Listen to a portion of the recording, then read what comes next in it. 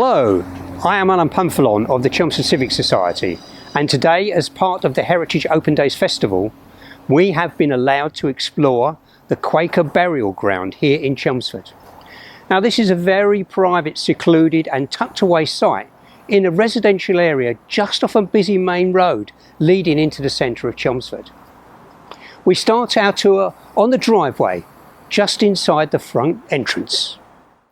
The Quakers originated around 1650 as a movement that rejected the established church and its hierarchy and sought a direct experience of God. Burials, of course, concerned to early Quakers. Then all burials took place in the local churchyard and were carried out by the priest with the church burial service. Quakers could not accept this, and so they had to acquire their own burial grounds, consistent with the Quaker testimony of equality. All graves are of a similar design, so none are prominent. The Chelmsford meeting has had several burial grounds as it has moved meeting houses several times. The first was in Baddow, then in Duke Street, next to the Ann Knight building, and then the current burial ground was laid out in 1855 and includes headstones from the burial ground in Duke Street. There is one gravestone where Quakers from the Duke Street ground were reburied. The lodge at the entrance to the burial ground was originally built to provide facilities as a waiting area for people attending funerals. It has since been converted to a residential dwelling and is occupied, so we now respect the tenant's privacy. It was built in 1855 to designs of Frederick Chancellor, a local architect who later went on to become Mayor of Chelmsford. Their refusal to bear arms and to swear an oath meant that many professions were closed to Quakers, as were politics and universities.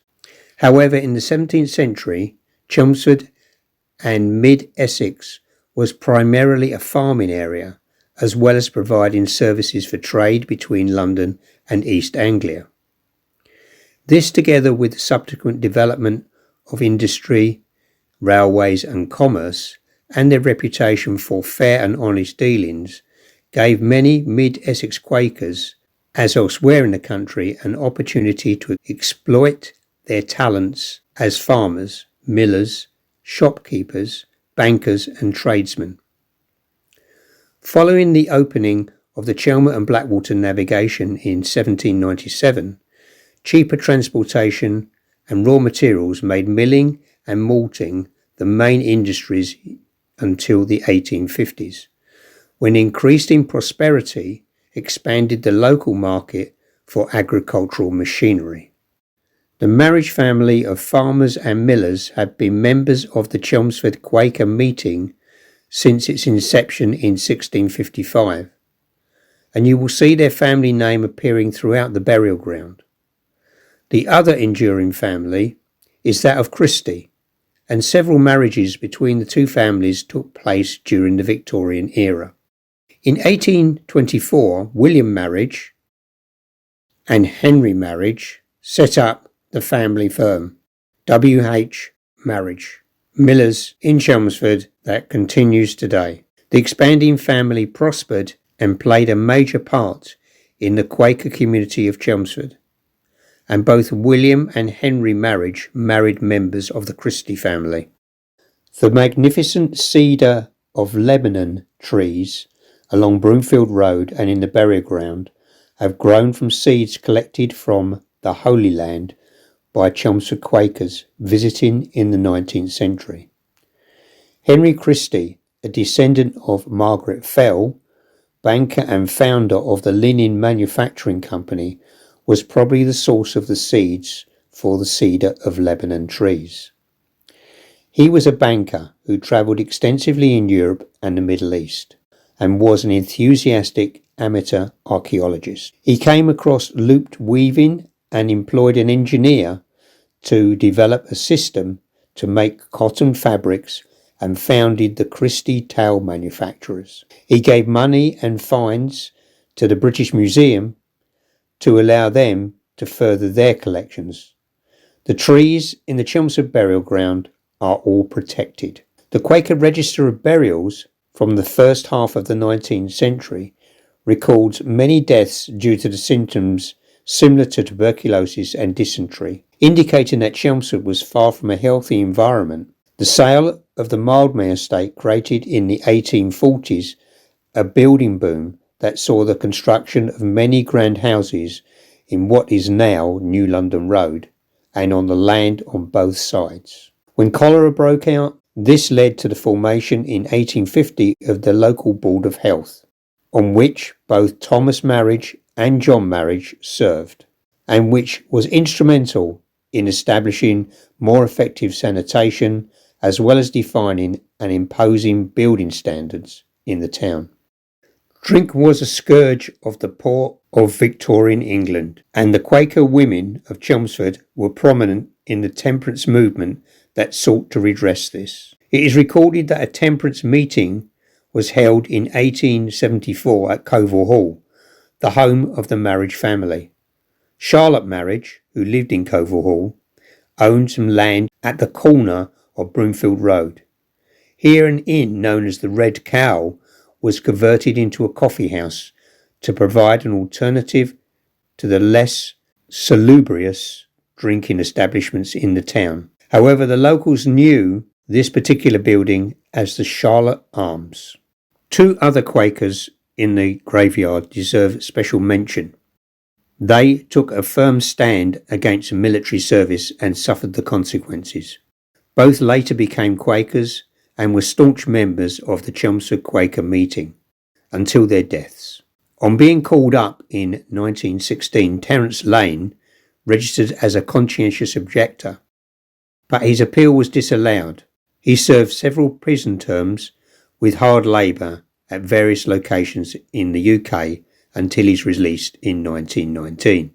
Many years later, he was a Quaker minister for Chelmsford Prison, which he frequently visited, and he said, "I enjoy a quiet chuckle as I walk about with a set of keys and open and close doors at will.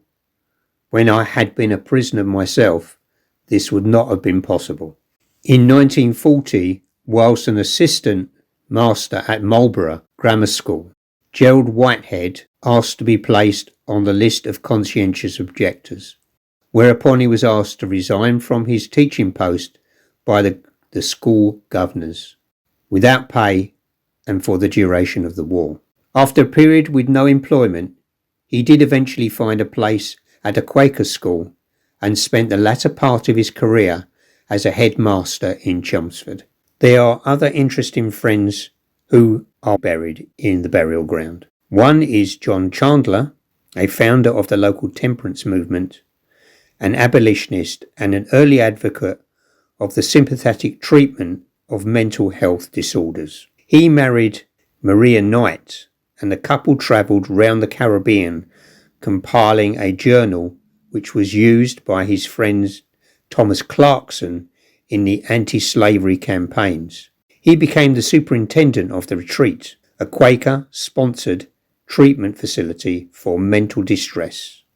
Another lady is Susanna Carter, a teacher, an advocate of female education, and a traditionalist of Quaker values. She preferred traditional costume and wrote a book detailing her views, a brief outline of the origin, principles, and church governance of the Society of Friends. She also founded Newington Academy, a school for girls now closed. Robert Greenwood of Springfield was the son of Robert Greenwood Sr.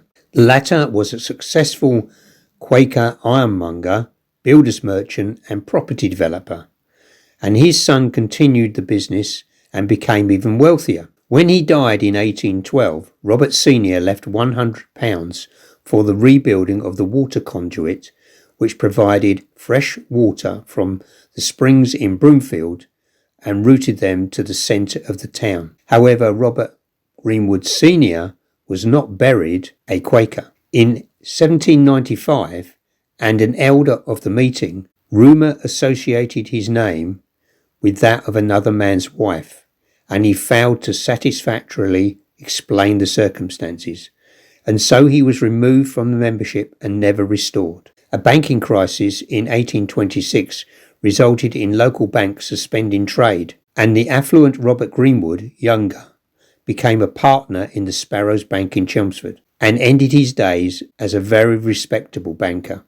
Sophia Knight was the younger sister of Anne Knight, both of whom were born in Springfield in Chelmsford, daughters to grocer William Knight. The Knight family were Quakers, and they had a wide circle of local acquaintance, including reformers like Joseph Marriage, a Chelmsford abolitionist. By 1830, Anne had become deeply involved with the anti-slavery movement. She was also a very early advocate of votes for all women over 21 who had freehold property valued at over 40 shillings per year. In the latter part of her life, Anne joined an active Quaker group in the south of France. She is remembered in the old meeting house, now known as the Anne Knight Building, and the excellent paving slabs installed at City Park West opposite the railway station in Duke Street. However, Anne is probably buried in Walbersbach near Strasbourg, where she died. Henry Mothersole for many years was a member of the Essex Field Club and appointed a vice president just before his death. He was a collector of antiquities and lived in Roxwell Road, just on the other side of Writtle. Some of his collection now resides at the Colchester Museum, including an ancient axe that he found in Greenwood. Fel Christie. The Chelmsford firm of Christy was originally founded by Fel Christie in partnership with his father, James Christie, a Chelmsford brickmaker, in 1858 at the corner of King's Road and Broomfield Road. Originally millwrights, the company expanded and by 1897 had become Christie and Norris, manufacturing machinery for the food and agricultural industries. There are streets in Molsham which still have road covers cast by Christie and Norris, and a road at the bottom of First Avenue is named after Fel Christie. Another family company, Christie Brothers, was established by Frank Christie and Leonard Fel Christie, the sons of Fel Christie, in 1883. Frank was a mere 18 years old, but he had had a short apprenticeship with Colonel Crompton, his first apprentice, and he encouraged him to set up in business on his own as an electrical contractor. Over time, Christie Brothers became a major national contractor for electrical lighting, motors and switchgear. Recent graves in the burial ground include Pearl and David Marriage, who both died in 2011. Although as a farmer and a miller, David could have avoided war service in World War II, he volunteered for the Friends Ambulance Unit, staffed by conscientious objectors like himself, and worked in the Balkans and the Mediterranean area, where he became involved in assisting Jewish refugees emigrating to Palestine. David's wife, Pearl Marriage, is perhaps best known as one of the founders of CHESS, the church's homeless emergency support scheme in Chelmsford, currently based in New London Road. Well, that is the end of our tour today, and we hope you have enjoyed discovering more about our local Quaker community. Thank you for watching, and this has been Alan Pamphilon of the Chelmsford Civic Society.